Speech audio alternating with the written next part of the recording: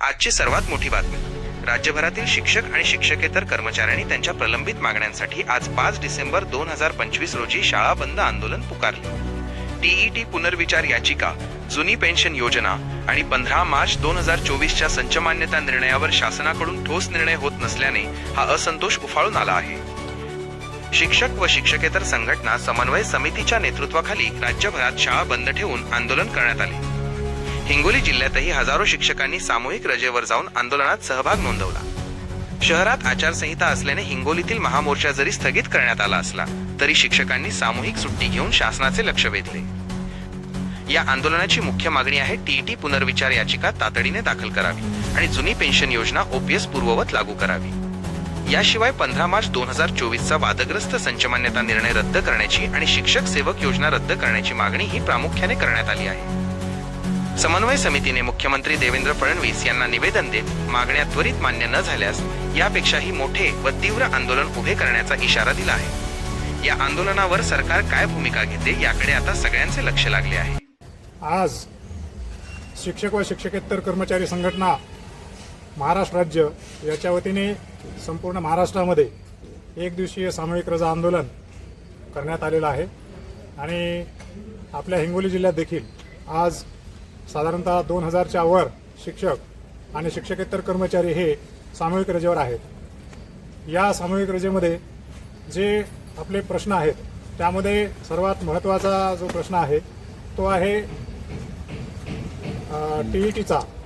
सर्व शिक्षकांना जे 2011च्या आधीपासून सेवेत आहेत अशा सर्व शिक्षकांना माननीय सर्वोच्च न्यायालयाच्या एका चुकीच्या निकालान्वये ही टीईटी सर्वांना बंधनकारक झालेली आहे.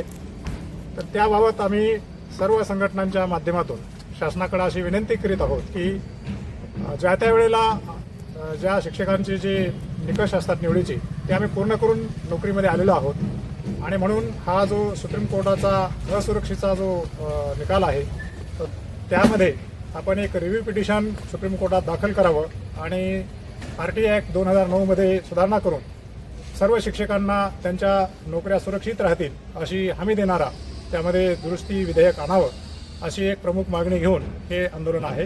त्याचप्रमाणे 15 मार्च 2024चा जो संचमान्यतेचा GR आहे त्या GRचा अत्यंत मोठा असा दुष्परिणाम महाराष्ट्रातील सर्व जिल्हा परिषदेच्या शाळांवर झालेला आहे.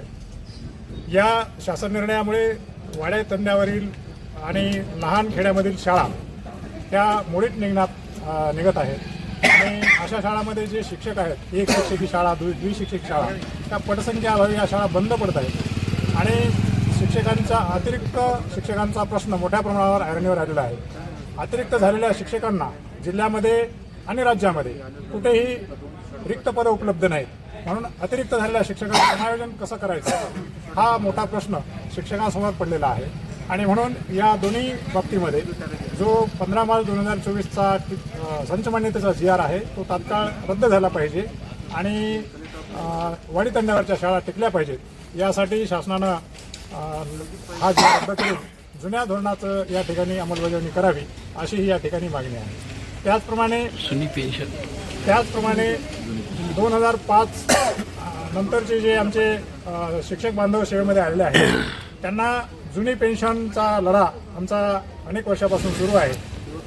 तर जुनी पेन्शन हा जो मुद्दा आहे तो अनेक वर्षापासून आम्ही लढा देऊन देखील शासन त्याकडं लक्ष देत नाही आणि जुन्या पेन्शनच्या मुद्द्यावर गांभीर्यानं शासनानं आमचा विचार करावा आणि जुनी पेन्शन सर्व शिक्षकांना आणि शिक्षकेतर कर्मचाऱ्यांना लागू करावी ही आग्रही मागणी या आंदोलनाच्या माध्यमातून आम्ही समोर आणलेली आहे आणि त्यासाठी हा लढा आहे.